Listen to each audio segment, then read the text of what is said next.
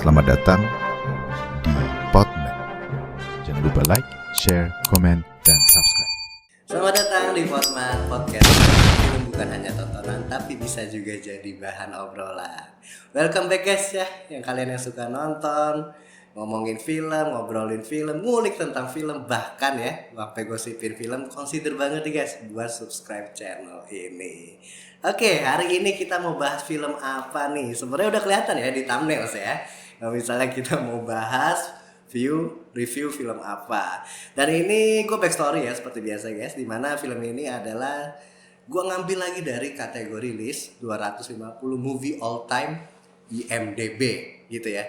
Dan ini sangat ikonik banget, walaupun filmnya klasik tapi kalian pasti tahu sih gitu ya. Jadi film ini ya guys ya, membuat kita bertanya-tanya nih, gimana rasanya ketemu orang tua kita waktu mereka masih remaja.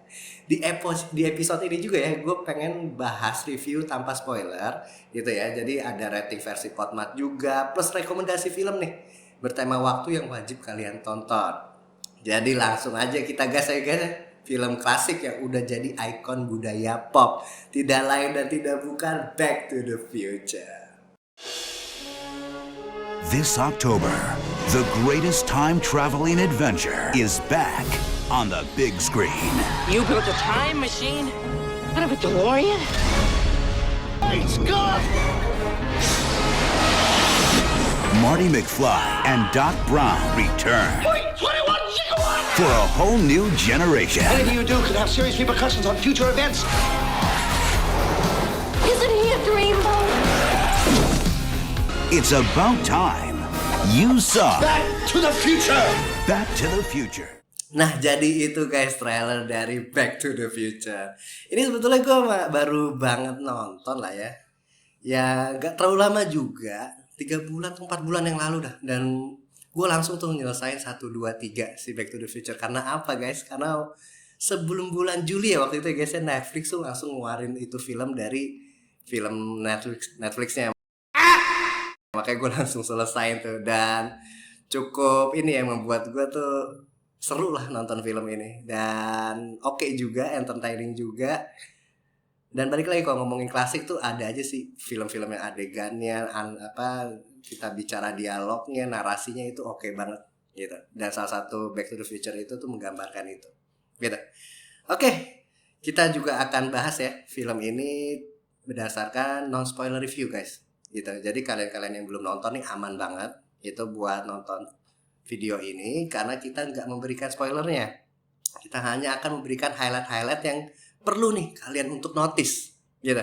Nah di sini pertama-tama gue juga pengen ceritain soal cerita dan premisnya ya. Back to the Future adalah film sci-fi komedi yang rilis di tahun 1985, disutradarai oleh Robert Zemeckis, diproduseri oleh Steven Spielberg. Jadi lagi-lagi ya, kalau kalian ngikutin kemarin kita ngomongin Indiana Jones, sekarang sama nih kita ngomongin Back to the Future yang ada sangkut pautnya dengan Steven Spielberg. Lagi-lagi menurut gue masterpiece gitu ya guys ya. Nah ceritanya ini tentang Marty McFly, remaja tahun 1985 yang gak sengaja nih terlempar ke tahun 1955 gara-gara mesin waktu berbentuk ini ya, mobil kayak DeLorean buatan sahabat gilanya nih Dr. Brown. Nah dari situlah kekacauan mulai terjadi nih guys. Nah di sini memang istilahnya dimulai ya dari Marty ini langsung kenal aja nih sama Dr. Brown. Dia kayak mempunyai hubungan yang dari dulu kayak sahabat ya, karib dan lain sebagainya. Dan akhirnya ditemukan aja nih di sini ya si Dr. Brown ya, ini Marty ini ya, kita sudah ada mobil DeLorean yang bisa kembali ke waktu. Yang bener dok gitu kata Marty. Jadi ini komedi unsurnya tuh bagus banget ya menurut gue ya, dan seru aja sih gitu. Dan tiba-tiba ada aja dari musuhnya Dr. Brown yang datang nih untuk membunuh dia. Nah sehingga mesin waktu ini atau DeLorean ini langsung digunain aja sama mereka guys. Dan itu awal mula film ini mulai nih ke trigger ya untuk wah ini bakal seru nih. Balik ke kapan? 30 tahun yang lalu gitu. Oke, terus kalau ngomongin karakter actingnya sendiri ya tadi ya guys, menurut gua chemistry mereka nih udah dapet nih. Dari Michael J. Fox sebagai Marty, perfect. Kayak castingnya ya menurut gua perfect, energik, relatable, dan benar-benar bikin kita peduli nih sama karakter Marty ini. Nah terus Christopher Lloyd ya sebagai Dr. Brown ini ikonik banget, rambutnya dia itu ya guys, buset deh, udah kayak semacam kena petir nih, sambar petir nih, naik banget dan putih banget, jadi mengingatkan kita pada Thomas Alva Edison ya sebetulnya kayak gitu. Nah itulah Dr. Brown ya, ikonik banget menurut gue. Dan mereka ini chemistry-nya menurut gue solid, bikin hubungan Marty dan Doc nih terasa tulus sekaligus juga kocak guys, gitu ya. Ekspresinya Doc tuh kayak ya lo tau lah, campuran jenius tapi gila gitu, saintis banget lah gitu. Nah terus kalau ngomongin eksekusi dari cerita ini nih, yang bikin film ini keren, yang bukan cuma idenya tapi eksekusinya juga nih guys. Skripnya tuh padat, penuh foreshadowing ya, dan hampir semua detail nih di awal punya payoff di akhirnya. Buat lo yang baru pertama kali nonton film ini, film ini masih relevan kok dan masih menghibur walau udah hampir 40 tahun usianya nih guys. Kayak gitu. Jadi skripnya bener-bener dipikirin ya, baik lagi ya kalau ngomongin Steven Spielberg ya guys ya.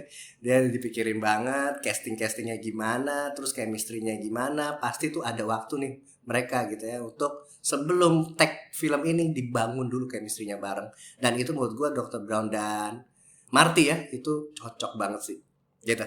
Nah terus kalau kita ngomongin time travel yang ringan, ini tergambarkan banget sama Back to the Future. Jadi kalau kita ngomongin time travel kan sebuah saintis yang gila banget ya teorinya, dan diterapin itu sebenarnya suatu hal yang berat nih gitu. Tapi Back to the Future lagi-lagi ya membuat time travel ini film yang sebenarnya nggak berat-berat banget kok, dan ringan, dan ada unsur komedi gitu. Jadi balik lagi guys, saya ngomongin time travel di sini nggak ribet kayak film-film sci-fi berat, simple, fun tapi mind blowing gitu. Dan yang paling penting nih guys, gampang dimengerti semua umur gitu. Nah kenapa istilahnya film klasik ini ya, Back to the Future ini masih terasa relevan sampai dengan sekarang? Karena kalau kalian nonton ini gitu ya guys ya, buat yang udah nonton atau belum, pasti yang belum itu ibaratnya nostalgic nih. Nah tapi yang belum nonton, tenang aja guys, masih tetap fresh gitu ya. Film ini juga berhasil ya jadi timeless film, karena gak cuma jual konsep tapi juga hati di balik ceritanya gitu. Jadi ada apa ya, sebuah simpati, empati dan lain sebagainya guys di film ini. Nah jadi itu guys, momen-momen ya, highlight yang perlu kalian notice lah untuk film Back to the Future. Jadi kalau kalian yang belum nonton, kalau udah nonton drop ya guys ya, pendapat kalian nih, ibaratnya kesan apa sih yang kalian dapetin gitu ya setelah nonton film Back to the Future ini gitu. Nah oke, selanjutnya gue juga pengen ngasih tahu fun fact di film ini ya guys ya, dimana ternyata mesin waktunya itu tuh awalnya bukan mobil, tapi pertamanya itu kulkas gitu ya. Nah jadi bayangin deh guys, ibaratnya kalian yang udah nonton misalnya film Back to the Future ini, dan kalian yang belum nonton tapi udah melihat mobil DeLorean ini, dan itu bener-bener menurut gue ikonik ya, dimana di depannya itu ada mesin untuk ini ya, kayak mencatat nih mau kembali di batas waktu yang kapan gitu, mau periode kapan, dan terus di belakangnya juga ada injeksi dan lain sebagainya. Itu menurut gue ikonik banget si mobil DeLorean ini gitu ya. Dan awalnya di testing sama anjingnya lagi, ini bener-bener komedi lah Back to the Future ini. Dan itu diganti dengan kulkas. Nah itu kan aneh banget ya guys. Jadi menurut gue untungnya diambil dengan mobil DeLorean ini ya gitu. Dan pada saat waktu itu kulkas tuh juga, jadi anak-anak di tempat syuting itu malah keluar masuk kulkas itu, jadi sering banget dipakai tuh si kulkas itu. Akhirnya untung lah diganti dengan mobil DeLorean.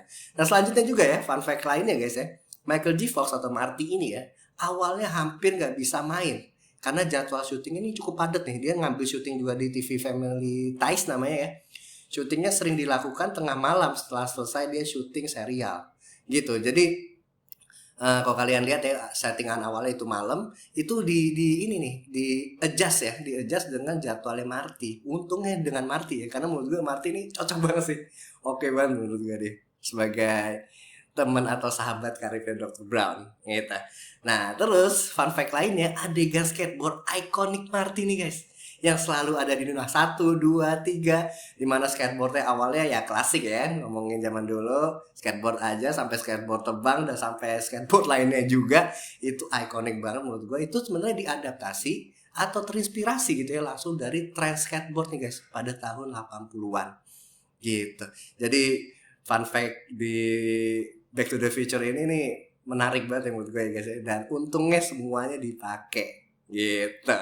Dari mulai Martinya sebagai karakter utama sahabat Dr. Brown, dari adegan skateboardnya, dan juga yang penting mobil DeLorean-nya. Oke, udah gak berasa banget nih guys, kita udah di penghujung video ini, di mana gue pengen wrap up nih dengan rating film dan rekomendasi.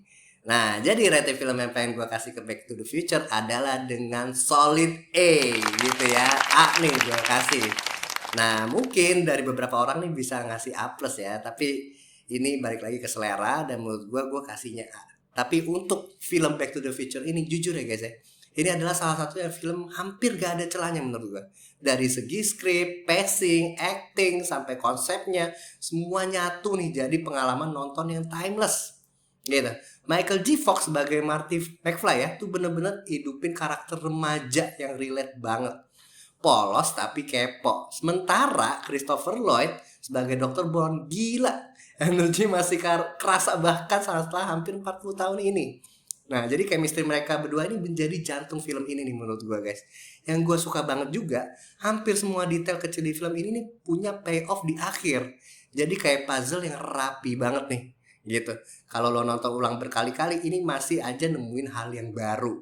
Dan meskipun ini film tahun 1985 gitu ya, vibe-nya nih masih relevan banget buat sekarang. Time travelnya gak ribet, tapi tetap bisa bikin kita mikir. Kalau gue ada di posisi Marty gitu ya, apa nih yang bakal gue lakuin? Buat gue pribadi, ini bukan cuma film nostalgia, tapi juga karya yang masih bisa dinikmati nih sama generasi baru gitu. Jadi ibarat ya guys ya, karena ini time travel ya, nanti pun kalau anak gue gede nih, gue juga pengen ngasih film ini sih gitu, biar dia kebayang gitu ya. Bisa time travel, mungkin ketemu gue misalnya, dan juga gue kebayang nostalgia lagi pas nonton film ini di tahun sekarang gitu ya, bisa bilang gitu lah guys. Jadi nggak ragu lagi sih buat gue ya, A solid lah dari Podmat gitu guys. Oke, jadi itu ya guys ya, review dari gue untuk Back to the Future. Nah, kalau kalian yang suka nonton Back to the Future, gue juga merekomendasi nih film yang serupa dengan Back to the Future. Yang pertama adalah dengan Spider-Man Across the Spider-Verse di tahun 2023. Ini bukan sekedar film animasi superhero biasa. Across the Spider-Verse nawarin perjalanan multiverse yang visualnya stunning banget. Tiap universe-nya punya style animasi yang berbeda. Ceritanya nih ngikutin Miles Morales yang harus menghadapi konsekuensi pilihannya sendiri di dunia multiverse.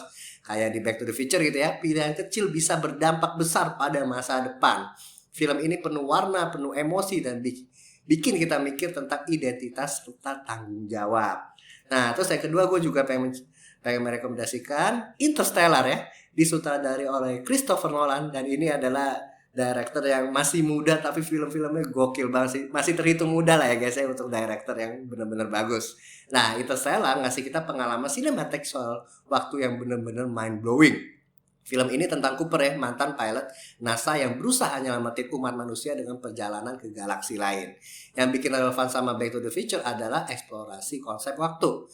Kalau misalnya Back to the Future bikin waktu terasa tuh fun dan ringan ya, tapi kalau Interstellar ini bikin waktu terasa berat, emosional, bahkan menyakitkan.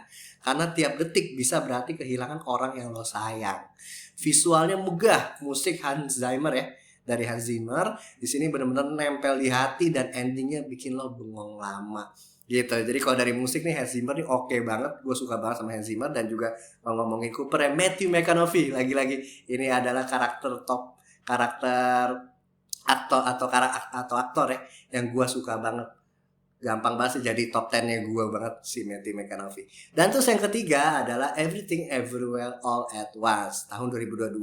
Ini film pemenang Oscar yang absurd ya, sekaligus filosofis.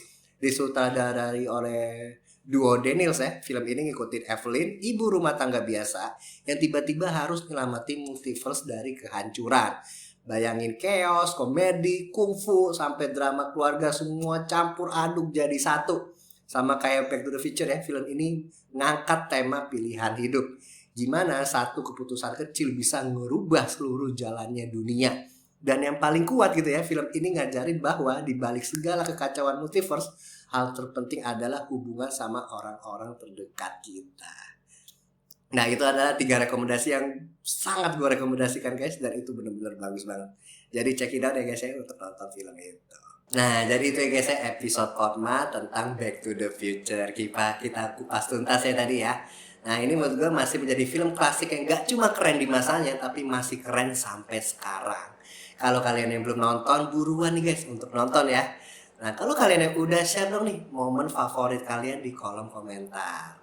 Hormat, podcast Ahmad film bukan hanya sebagai tontonan, tapi bisa juga jadi bahan obrolan. Jangan lupa nih guys untuk like, share, and subscribe biar kita bisa terus ngobrol film bareng. Thank you guys for watching, and as always, I'll be back.